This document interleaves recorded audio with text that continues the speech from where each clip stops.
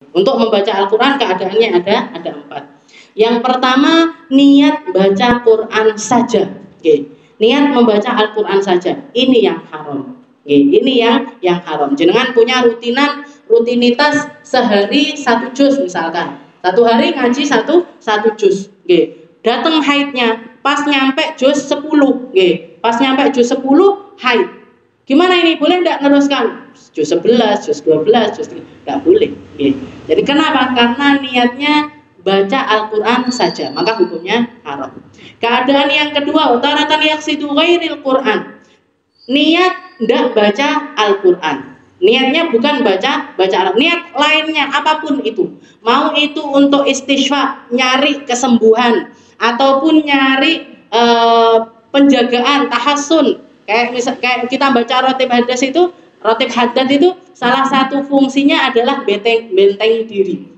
Nyari benteng diri, atau karena ketakutan, atau karena nyari berkah. Nah, nyari berkahnya Al-Quran. Jadi baca Al-Quran niatnya bukan sekedar baca Al-Quran. Niat belajar, niat mengajar, niat cerita, niat khutbah. Saya ngutip ayat Al-Quran, saya ceritakan sama jenengan. Lagi haid atau lagi tidak punya wudu boleh. Kalau orang tidak punya wudhu itu baca Al-Quran tetap boleh. Yang tidak boleh kalau lagi junub atau lagi haid nifas, nah itu haram hukumnya baca Al-Quran. Jadi di sini kalau untuk selain itu boleh. Niat nyari kesembuhan. Misalkan kepala ditempelkan di sini, setelah itu baca law anzalna law anzalna hadzal Quran ala itu ayat surat Al-Hasyr. Surat Al-Hasyr itu ada beberapa ayat yang dikatakan ketika ayat itu turun Rasulullah naruh tangannya di atas kepala.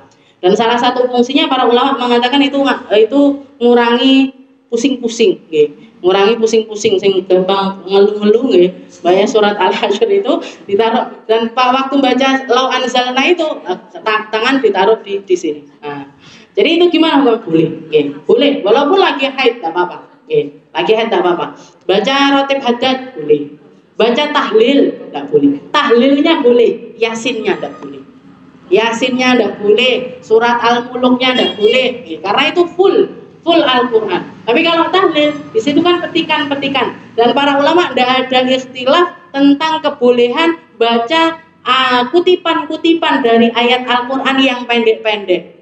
Bismillahirrahmanirrahim ada di dalam Al-Quran. La ilaha illallah ada di dalam Al-Quran. Subhanallah ada di dalam Al-Quran. Tapi kan petikan-petikan. Nah itu para ulama sepakat tidak ada keharaman di dalam yang pendek-pendek itu. Batasan pendeknya sampai mana? Batasan pendeknya sampai surat Yasin. Surat Yasin itu masih tergolong pendek, Jadi kalau kita baca yang di bawah itu dengan niatan yang lain, bukan untuk membaca Al-Quran, boleh. Jangan rutin baca surat Al-Muluk sebelum tidur, misalkan. Setiap mau tidur baca surat Al-Muluk. Lagi haid, gimana? Boleh enggak? Tetap diteruskan baca surat Al-Muluknya, boleh. Karena niatnya nyari penjagaan, juga suratnya masih dalam kategori surat pendek. Apalagi Al-Ikhlas, apalagi Al-Falaq, apalagi An-Nas, tidak apa. Jangan baca rotib tadi lagi haid, tetap baca Fatihahnya, tetap baca An-Nas, Al-Ikhlasnya dan lain-lain.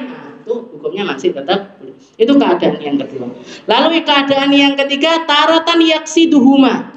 Yang ketiga, niatnya dua, yaitu niat baca Al-Quran dan selainnya. Jadi niat baca Al-Quran sama selainnya ini juga tidak boleh.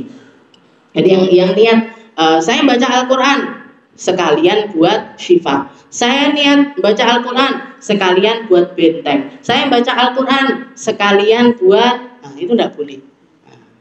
Jadi kalau diniatkan dua dan di situ ada niat baca Al-Qur'annya, tidak boleh. Itu keadaan yang ketiga. Yang keempat apa? Wataratan yutlaq. Yang keempat itu pokoknya mocok. Ini malah boleh. Jadi yang dua haram, yang dua lagi halal, yang dua lagi boleh. Kalau ya, terus. Nah itu untuk baca Al-Quran. Dan keharaman baca Al-Quran ini untuk orang yang sedang haid, nifas atau lagi junub. Okay. Haid, nifas, lagi junub. Kalau orang yang tidak punya wudu tetap boleh. Orang tidak punya wudu itu baca Al-Quran boleh. Jangan lupa mau berangkat yasinan tidak punya wudu. Ikut baca yasin, orang baca yasin ya Yasin Al-Quran, tidak apa-apa.